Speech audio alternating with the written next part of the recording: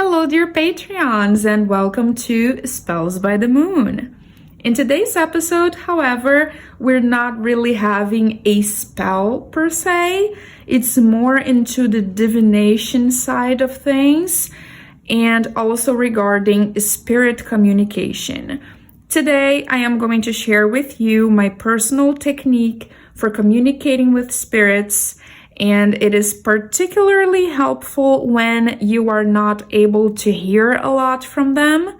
I have to admit that I am still developing my hearing spirits. I get just a few words from them. I'm not able to pull off full conversations, so I still use these methods, especially the cards, and I'm gonna explain to you how to do that in a second. I decided to share this because I know that many people struggle with the same thing, like not being completely able to hear spirits a lot.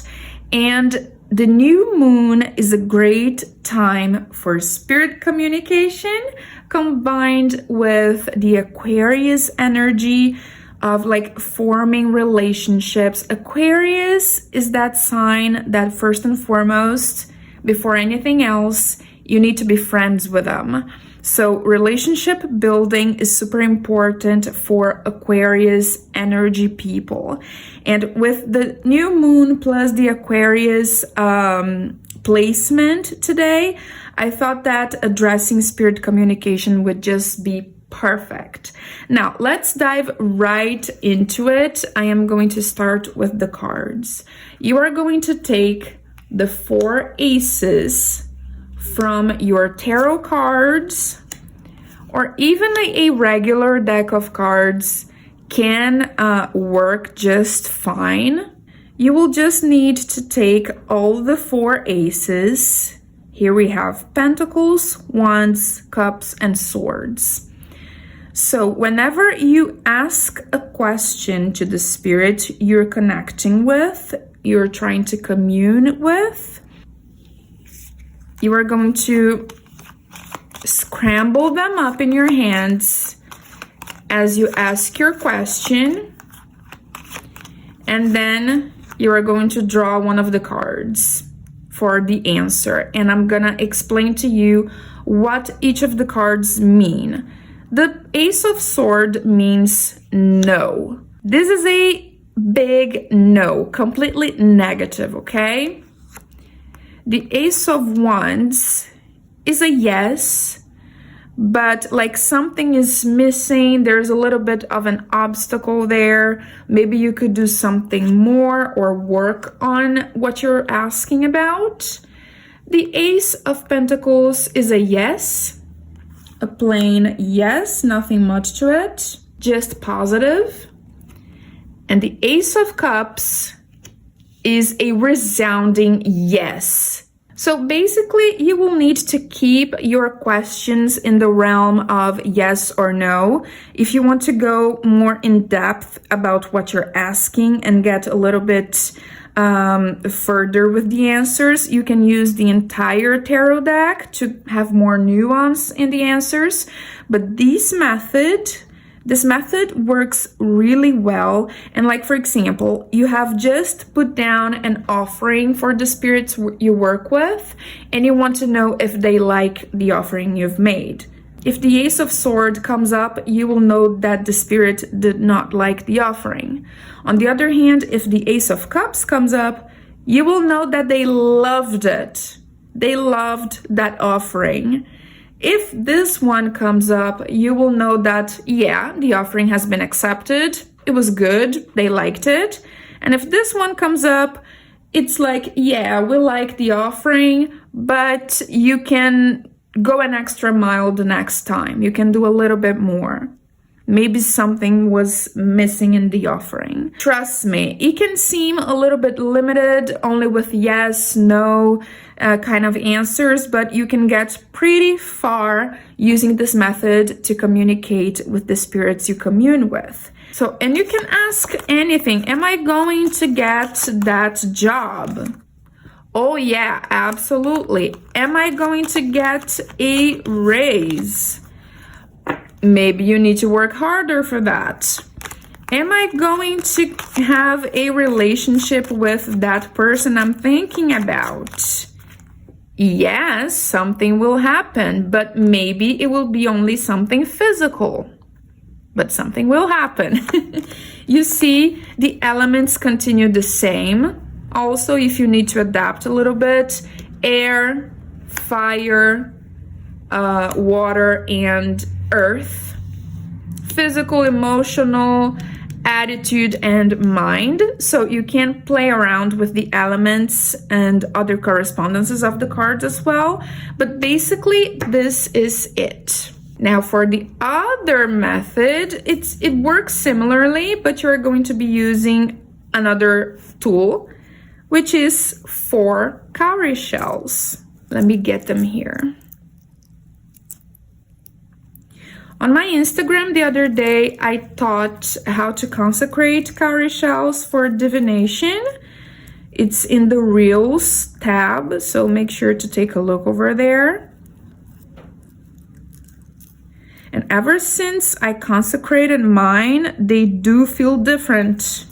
I can tell you that. I'm also gonna get this. If you've been on my Patreon for some time, you know that some time ago I've made this as a protective necklace, but I have reconsecrated it and blessed it for the purposes of working with cowrie shells. I got the blessing of my spirit guides and everything. So now I also use it for cowrie shell divination. So what are you going to do? You're going to get 4 cowrie shells, right? Consecrated for divination. Make sure to take a look at the reels on my Instagram page. So there is the natural opening of the cowrie shell, and there is the artificial opening that somebody cut the bottom over here, just so the shells can stand up like this, and also people are able to make jewelry with them. There's a little bit of conflicting opinions about this, but you need to determine what is going to be the open side of the cowrie shell and the closed side of the cowrie shell. Some people consider this as open and this as closed. Others consider this as open and this as closed. Me, personally, I consider this the natural opening of the cowrie shell as the open position, and this as the closed one, because naturally it is closed here. This is an artificial cut. So for me, it is open like this and closed like this. This is going to matter for the method we are going to use. Now, you are going to get the shells in your hands like so, as you ask the question you want to ask out loud, right? And then you're going to drop it within the little circle. We got 3 open and 1 closed.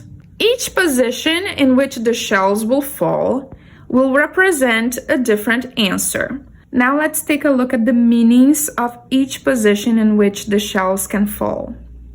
If they fall like this, with the 4 of them open, it is a yes.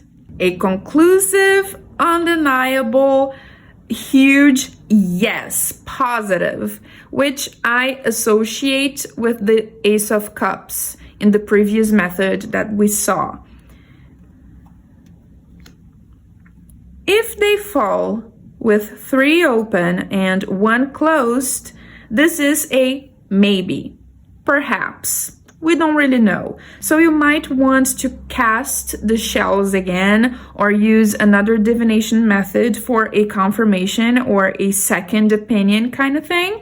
But this position here is a maybe.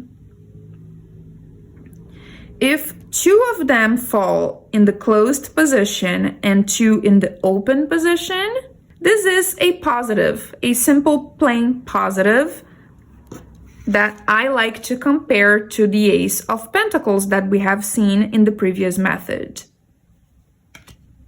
If they fall with 3 closed and 1 open, you will always look at the open one. So 1 open, it means a positive with obstacles. Maybe there's something you will need to work a little bit harder on, which I associate with the Ace of Wands that we have seen in the previous method. And if you get all of them closed, this is a no freaking way, negative, this is not happening, which I associate with the Ace of Swords that we have just seen. So using the cowrie shells, it makes things easier for you if you just look at the open ones. Because if you try to memorize 1 open, 3 closed, 2 open, 2 closed, it gets a little bit too complicated. So it's better to just go for 2 open, 3 open, 4 open, 1 open. It makes things easier, you see? So you can ask the spirit you're communing with after an offering. Do you like the offering I have just given you? Maybe. So with these 2 methods, either the 4 aces or the 4 cowrie shells, you will have the necessary tools to do a lot of spirit communication, even if you are unable to hear spirits or to have full conversations with them. I use these methods, they really help me, and I do recommend them for you as well. So happy communication with your entities, your guides, your spirit partners, and I will see you in the next post. Remember, practice makes perfect. So let's get witching. Bye bye.